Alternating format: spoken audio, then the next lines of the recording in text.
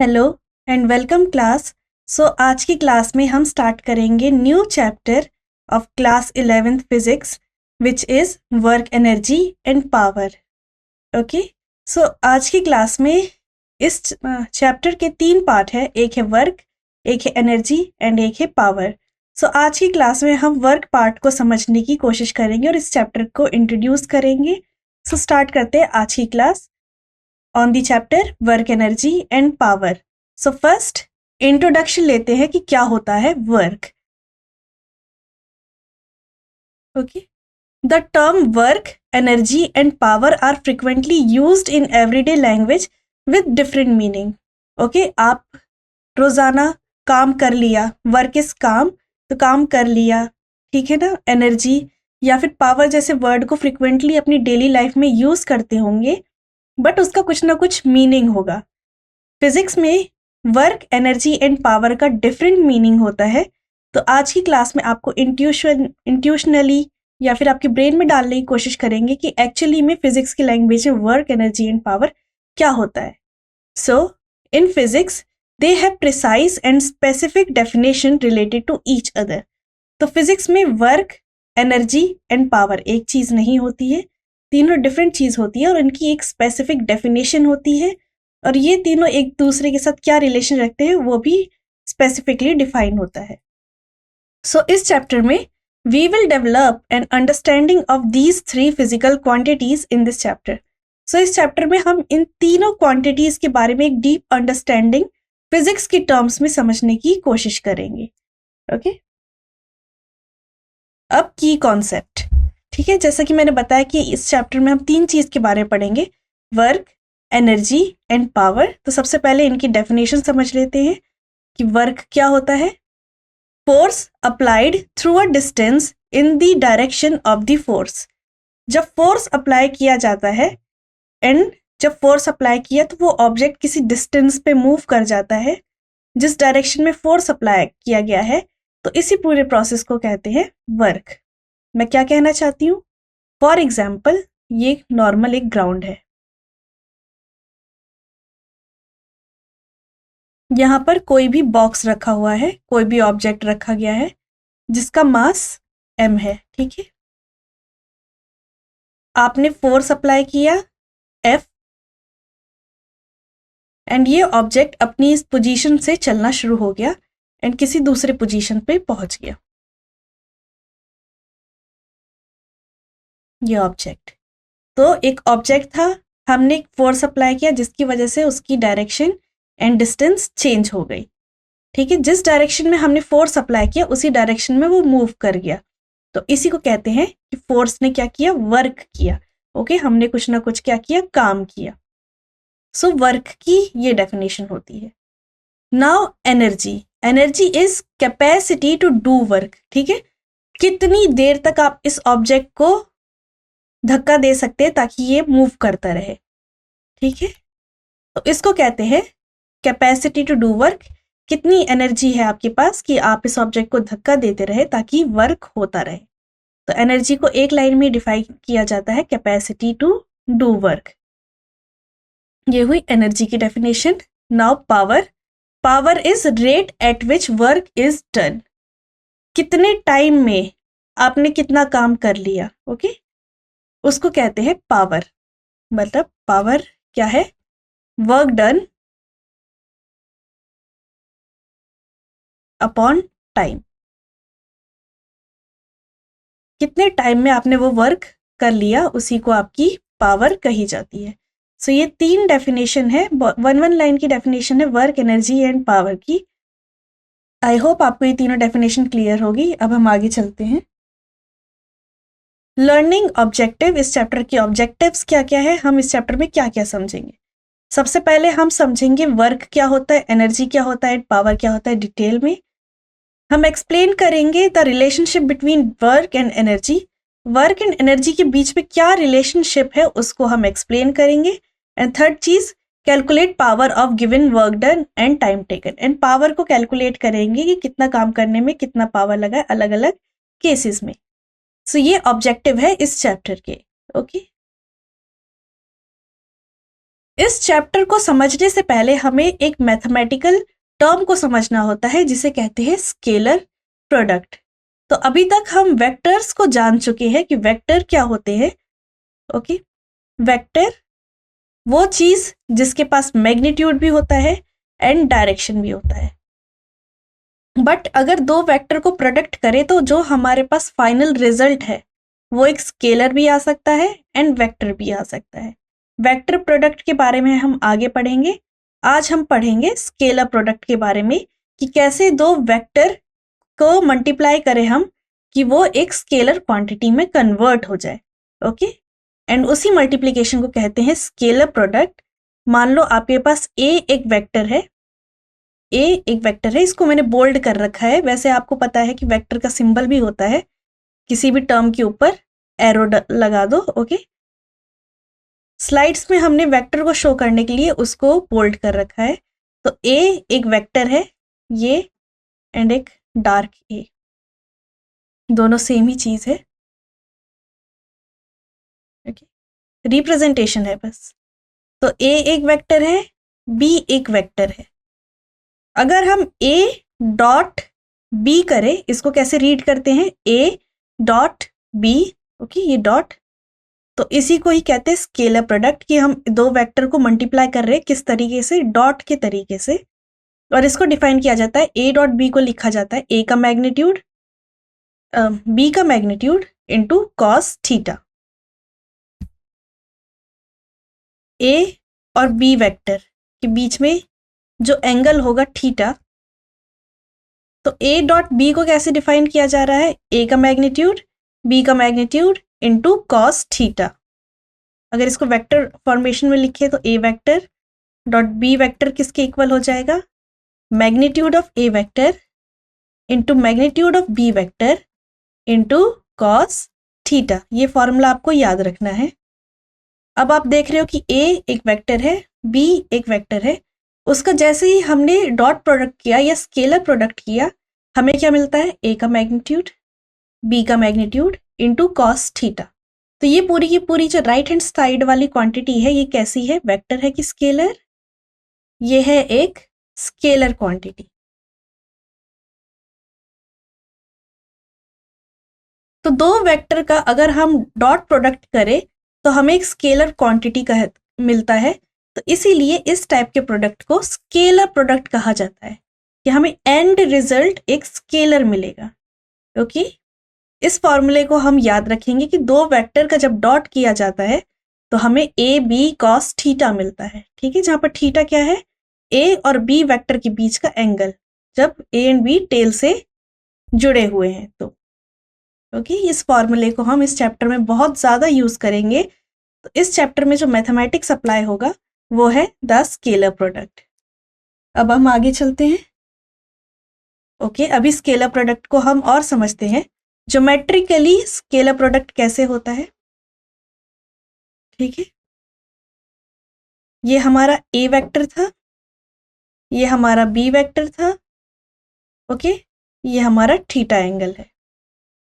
अगर मैं यहाँ से एक परपेंडिकुलर अपनी साइड से ड्रॉ कर दूं, ये परपेंडिकुलर मैंने खुद से ड्रॉ कर दिया, तो एक राइट एंगल ट्रायंगल का फॉर्मेशन हो गया। ओके, ये बी है, इस बी को देखते हुए आप ये डिस्टेंस 0 और इसको पॉइंट को मैं एम बोल देती हूँ, इस पॉइंट को एन बोल देती हूँ, ये ओ है। आप ओ एम बता सकते हो कि इस फॉर्मेशन से, इस ट्रायंगल फॉर्मेशन से ओ एम क्या होगा। तो कैलकुलेट करते हैं, O M upon B equals to cos theta. So O M किसके इक्वल हो गया, बी कॉस थीटा के। सो ओ एम किसके इक्वल हो गया, बी कॉस थीटा। तो अगर इमेजिन करो कोई चीज ऐसे इंक्लाइंड है, ओके, ये हमारा बी वेक्टर है, मैं ऊपर से रोशनी जलाऊं, टॉर्च की लाइट जलाऊं, तो इसकी इमेज नीचे की साइड कैसी होगी, एक सीधी लाइन मिलेगी मेरे को। आप इमेजिन करो, ये पेन है, ठीक है, ये हमारा बी वेक्टर है, मैं ऊपर से एक सीधी लाइट जला रही हूँ, तो इसकी हमें इमेज कैसी मिल रही होगी, इसकी हमें इमेज एक स्ट्रेट लाइन मिल रही होगी। एंड स्ट्रेट लाइन को हमने कैलकुलेट कर लिया, क्या है ये straight line, B cos theta. Okay, and ये स्ट्रेट लाइन को अगर हम एक्सटेंड कर दें तो ये हमारा ए वेक्टर था।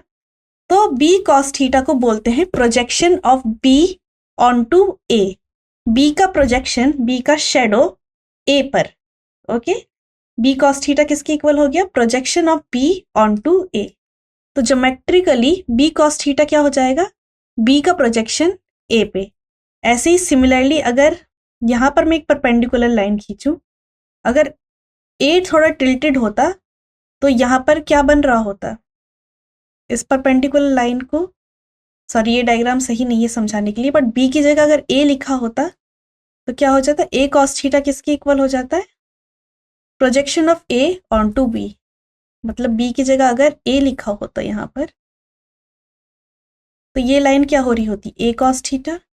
एंड ए की जगह अगर बी लिखा होता तो हम इसको बोल रहे होते the projection of A on to be.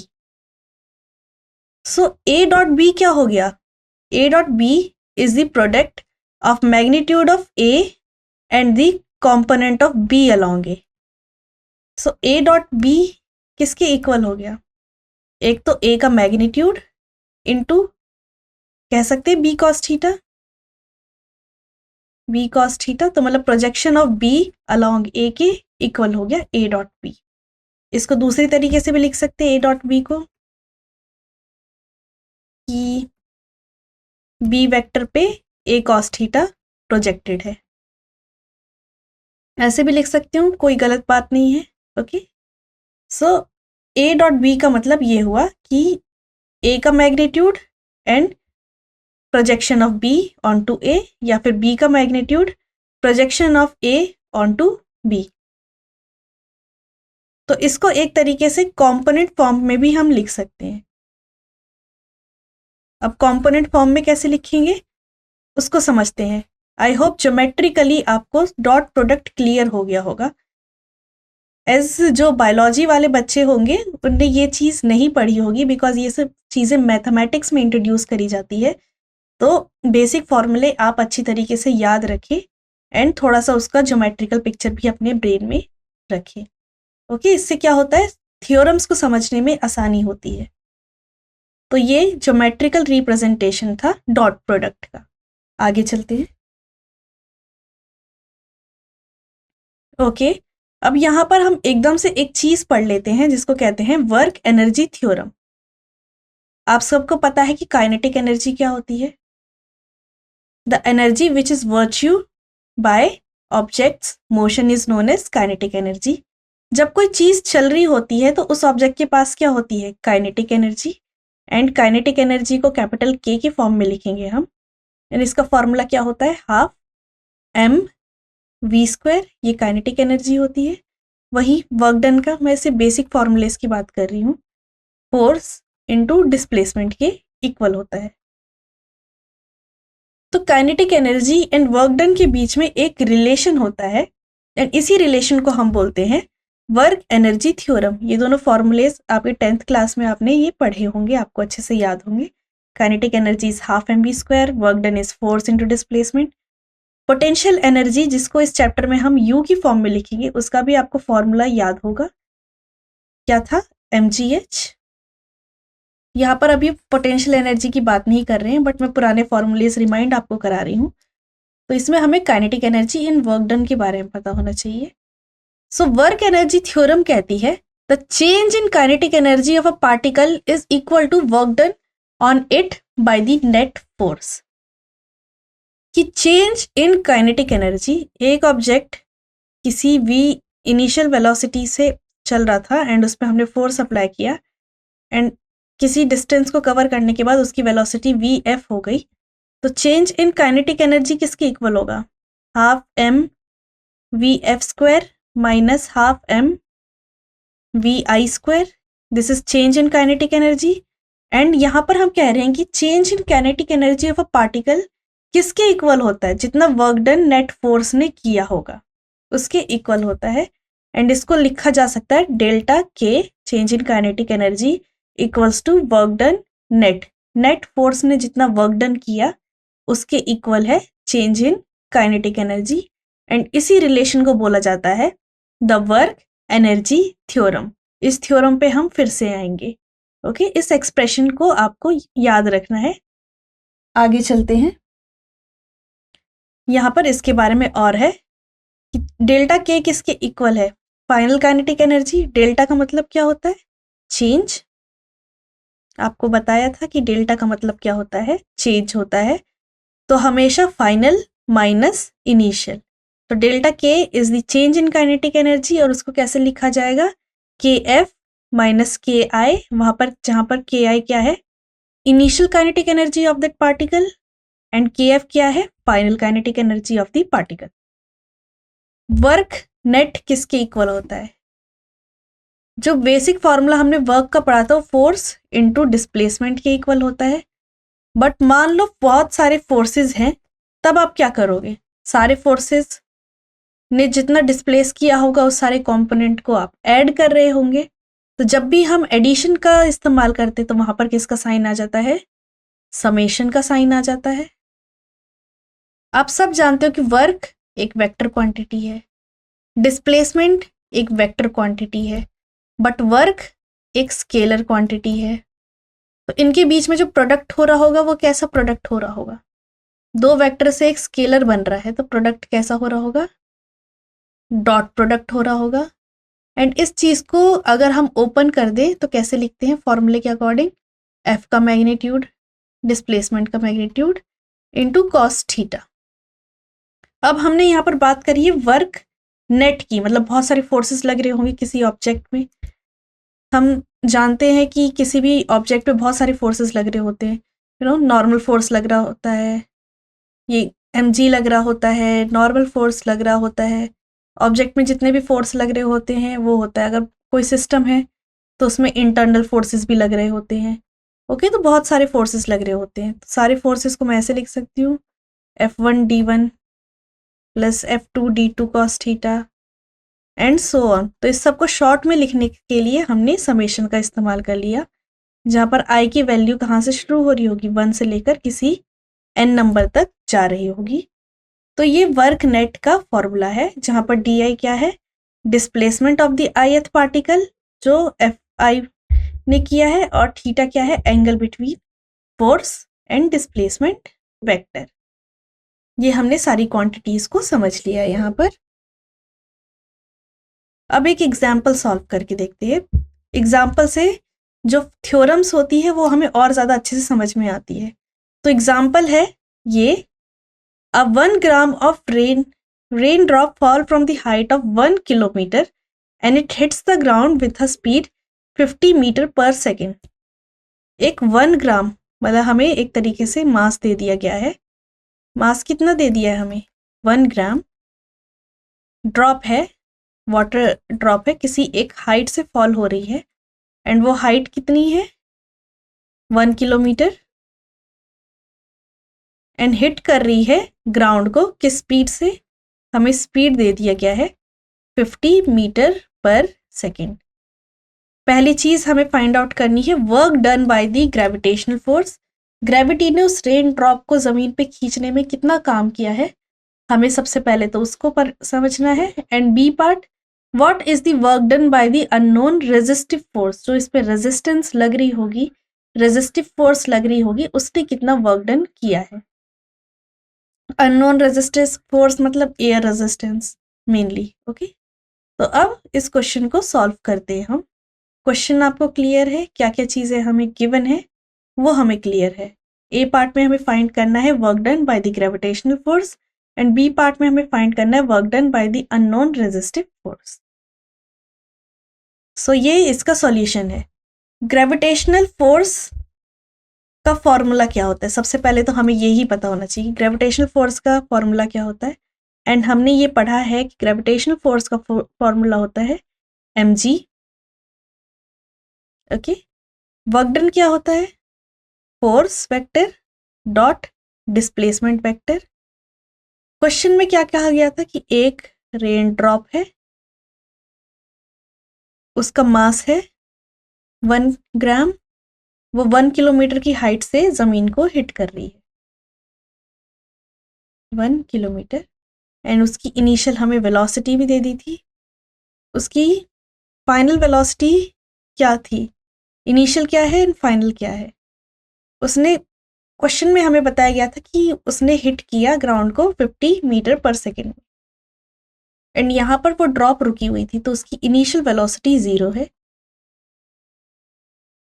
Okay, तो हमें फोर्स का फॉर्मूला पता है, हमें वर्क का फॉर्मूला पता है, हमें हमारे पास फोर्स है, हमारे पास डिस्प्लेसमेंट है।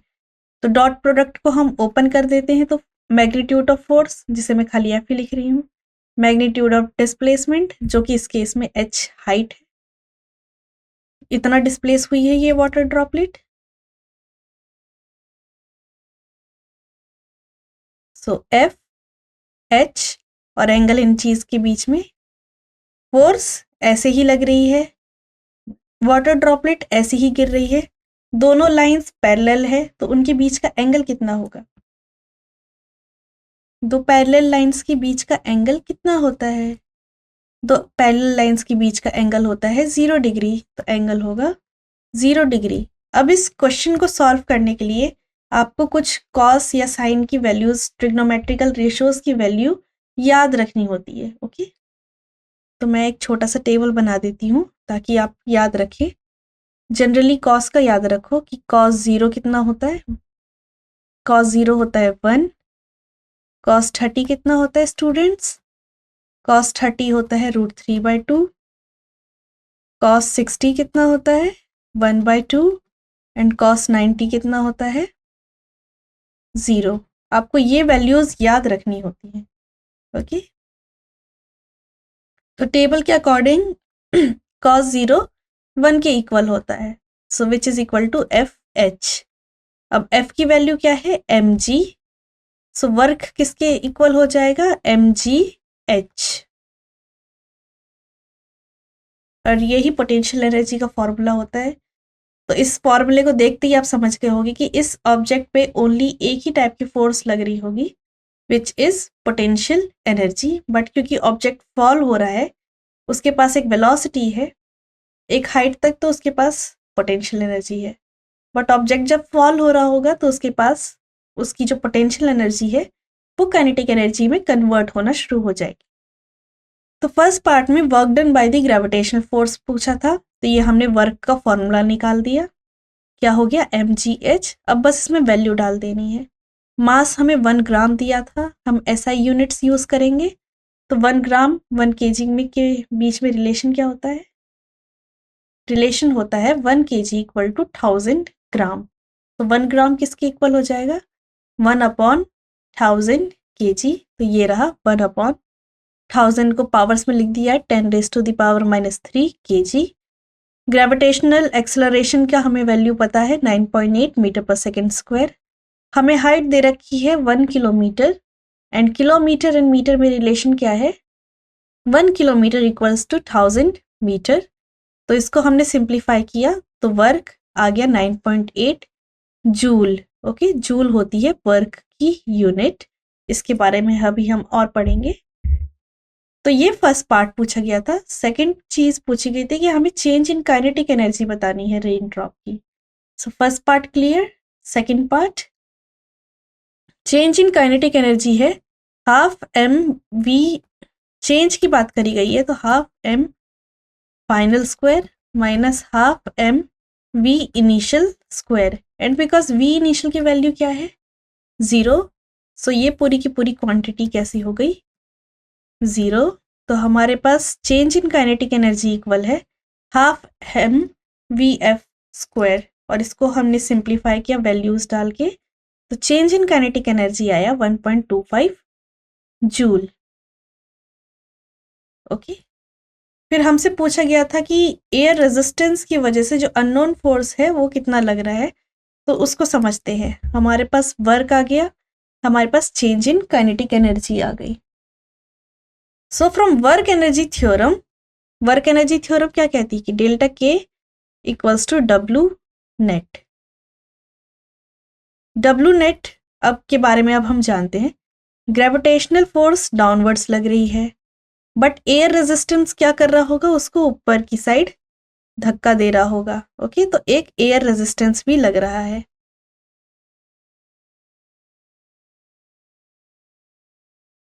ओके, बट वर्क कैसी क्वांटिटी है? Scalar quantity, and scalar quantity क्या होती है? हमेशा एडिटिव होती है। तो चेंज इन काइनेटिक एनर्जी किसके इक्वल होगा? Work done by the gravitational plus work done by the resistance force. And अब work done by gravitational force को मैं इस साइड ले आती हूँ, तो work done by resistance force delta K minus W G हो जाएगा। डेल्टा के की भी हमने वैल्यू कैलकुलेट कर ली है, डब्ल्यू जी की भी वैल्यू कैलकुलेट कर ली है, बस उसकी वैल्यूज डालनी है। तो W R equals to change in kinetic energy minus work done by the gravitational force. Delta K की वैल्यू आई थी 1.25 joule and work done by the gravitational force की वैल्यू आई थी 9.8 joule. So work done by the resistance force is equals to minus 8.75 joule. अब यहाँ पर हमने निकाल तो दिया कि इतना वर्क किया है रेजिस्टिव फोर्स ने, बट एक नोट ध्यान रखना जो कि साइन से रिलेटेड है, that negative sign indicate that the resistive force does negative work on the rain drop. Resistive force क्या कर रहा है? नेगेटिव वर्क कर रहा है रेन ड्रॉप में। इसका मतलब ये कि वो स्पीड को इंक्रीज नहीं कर रहा है रेन ड्रॉप की, वो स्पीड को डिक्रीज कर रहा है। तो ये जो हमने डायरेक्शन लिखी थी एयर रेजिस्टेंस की कि ये ऊपर की साइड है, ये बिल्कुल करेक्ट डायरेक्शन है, बिकॉज रेन ड्रॉप पे ऊपर की साइड अगर फोर्स लग रही होगी तभी रेन ड्रॉप क्या होगी? नीचे धीरे गिरेगी, स्लो डाउन हो जाएगी। सो ये करेक्ट आंसर है। ओके, अब हम आगे चलते हैं। As seen earlier, work is related to force and displacement over which it act. तो जैसे कि हम समझ चुके हैं वर्क डन किससे रिलेटेड है? फोर्स से रिलेटेड है एंड डिस्प्लेसमेंट से रिलेटेड है। एंड वर्क डन का फॉर्मूला क्या है था? The work done equals to F dot D. Consider a constant force F is acting on an object of mass M. जैसे कि स्टार्टिंग में मैंने डायग्राम बनाया था कि ये हमारा ग्राउंड है, ये हमारा ऑब्जेक्ट है मास एफ का, इस पे कोई फोर्स अप्लाई करी हमने एंड ये अपनी पोजीशन से डिस्प्लेस हो गया एंड यहाँ पर ये ऑब्जेक्ट पहुँच जाता है। ये जो डिस्प्लेस होने की, मैं डिस्टेंस की बात नहीं कर रही हूँ, ये चीज़ ध्यान रखना, मैं कंटिन्यूसली डिस्प्लेसमेंट की बात कर रही हूँ। मैं कह रही हूँ ऑब्जेक्ट डिस्प्लेस हो गया, तो ये डिस्प्लेसमेंट डी है एंड एफ फोर्स लग रहा है। ओके, सो हमने कंसीडर किया कि एक फोर्स है जिसके पास मास m है, the object undergoes a displacement d in the positive x direction. ये पॉजिटिव x डायरेक्शन है, अगर इसको कार्टेशियन प्लेन में हम लेके आ गए तो इस साइड नेगेटिव x हो जाएगा, negative y, positive y, and ये पॉइंट ओरिजिन हो जाएगा। तो नेगेटिव पॉजिटिव x डायरेक्शन में की और ये ऑब्जेक्ट मूव कर रहा है। Okay,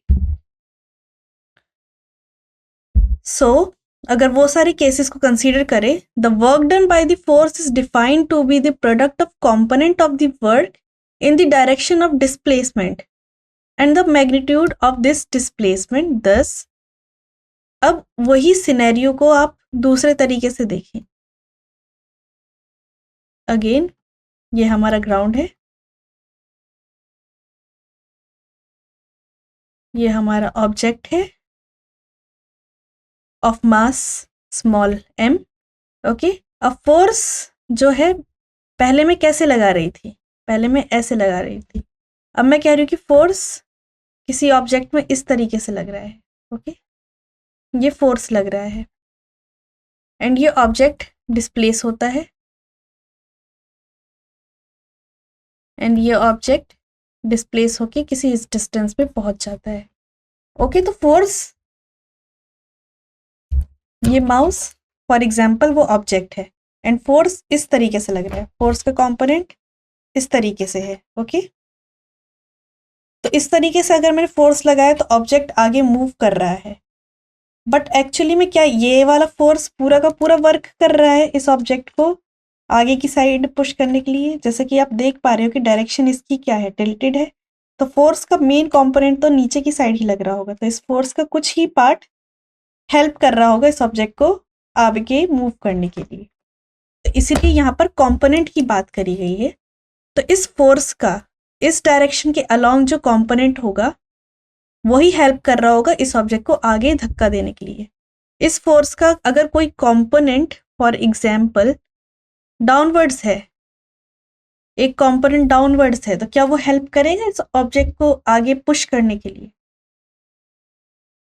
and the correct answer is no, वो बिल्कुल हेल्प नहीं करेगा ऑब्जेक्ट को आगे की साइड पुश करने के लिए। तो इस फोर्स का जो कंपोनेंट है, कौन सा कंपोनेंट, इस डायरेक्शन के अलोंग, वो हेल्प कर रहा है इस ऑब्जेक्ट को पुश करने के लिए। एंड वो कंपोनेंट किसके इक्वल होगा अगर ये एंगल थीटा है? तो याद रखो, अगर आपके पास कोई एक वेक्टर है एंड आपके पास एंगल है तो आप उस वेक्टर के दोनों साइड को कैलकुलेट कर सकते हो ट्रिग्नोमेट्री एंड ट्रायंगल का यूज करके। अगर इस सिनेरियो को देखा जाए,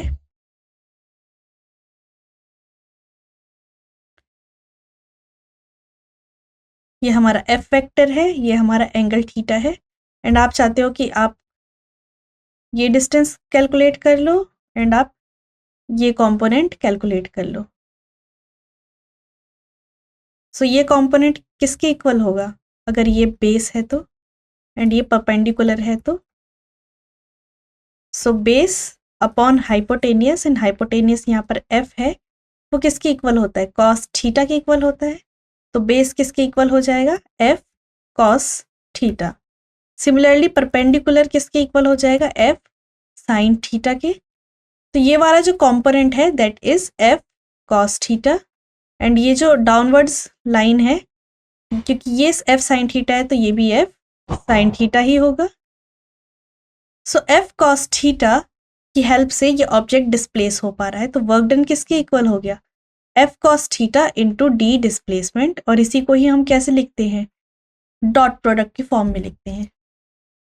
सो आज की क्लास में हमने वर्क एनर्जी थ्योरम के बारे में पढ़ा, इस चैप्टर के हमारे ऑब्जेक्टिव क्या है वो पढ़ा, एंड वर्क को डिस्कस किया। नेक्स्ट क्लास में वर्क टॉपिक को ही हम कंटिन्यू रखेंगे। आई होप आपको आज की क्लास पसंद आई होगी। Thank you.